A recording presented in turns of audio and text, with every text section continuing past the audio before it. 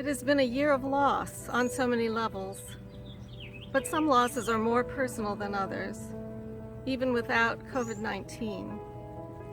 The Poltite family faced several deep losses this year. A unique and radiant young man who held a special place in the hearts of so many, whose valiant fight we all felt part of, who is gone too soon. A man with a giant soul and talent who brought some of our favorite characters to the Poltite stage. A father who stepped in to help build sets whenever his daughter was directing and became part of the Poltite family. A friend of the theater who loyally kept us in the public eye in her newspaper column. An extraordinary, vivacious, multifaceted woman who became one of Poltite's lifetime voting members.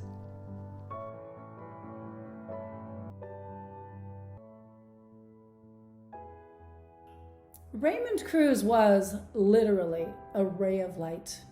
In his all too short 19 years on this earth, he encouraged, motivated, entertained, and inspired everyone he came in contact with. Raymond appeared on stage in numerous productions and often worked crew. If you were lucky enough to be involved in a show with Raymond, you know he had a way of making you feel so very special. He was always genuinely interested in others and was so endearing you couldn't help but smile when he was around. He was a ray of sunshine that lifted everyone's spirits.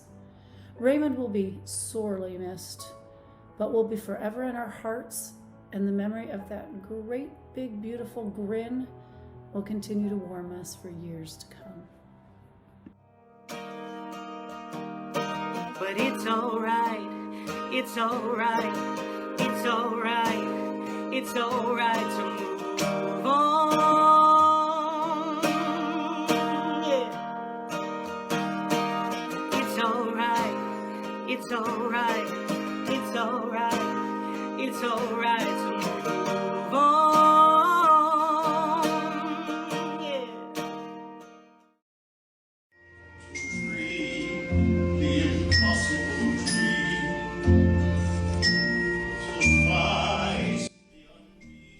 I was beyond thrilled to be cast opposite Dan in Man of La Mancha in 2011, and I'm so grateful that I got to be a part of that show and share that experience with him. I know that his work is going to stand the test of time, and he'll be remembered as long as there's theater being produced in Nashville. He captured so much of Don Quixote in his performance. His boldness, his creative genius, his tenderness. Every scene was just a little different every night because he acted as he lived, in the moment and from the heart.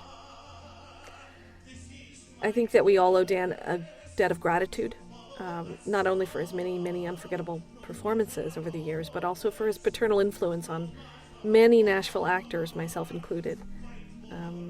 He had gentle, insightful guidance, and he educated so many of us. His generosity of spirit was felt not only off stage, but also on stage, where he literally looked for moments to let other actors shine, even though he could have so easily overshadowed all of us with his immense talent.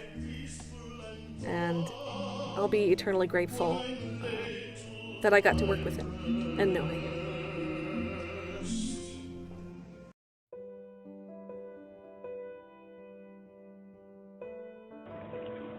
I don't know how many of you got to know Herb Street. He was a dear, sweet, funny man, incredibly informed. He was your guy. If something wasn't quite working on the set, he could take one look at it, bam, it would be fixed. He was incredibly intelligent. He knew something about everything and a lot about most things. He will be greatly missed.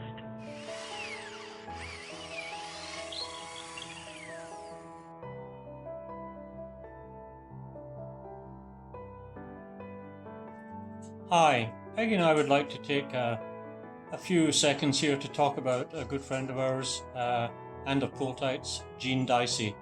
Jean Dicey and her husband Don were long-time supporters of Polteite players, starting way back in the early 1980s.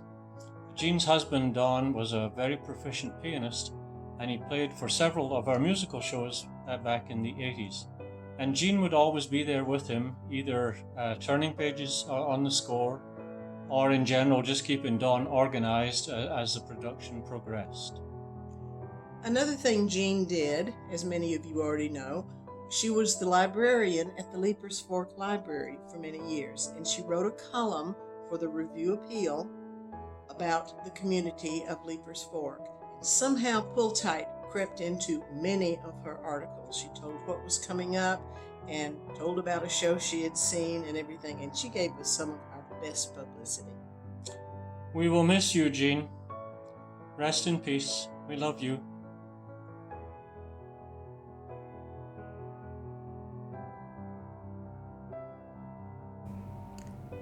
We lost another one of our dear friends just a few weeks ago, Mary Ellen Stevens, at the age of 96.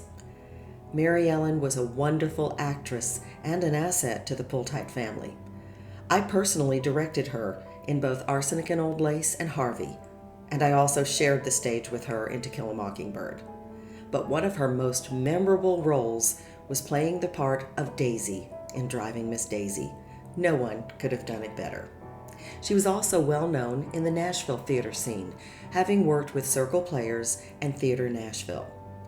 Mary Ellen was a wife, mother, grandmother, and great-grandmother. She was an avid photographer, farmer, and world traveler. She led a long and interesting life, and she'll be greatly missed. We'll see you again, Mary Ellen, on the stage in heaven one day. Godspeed, dear friend.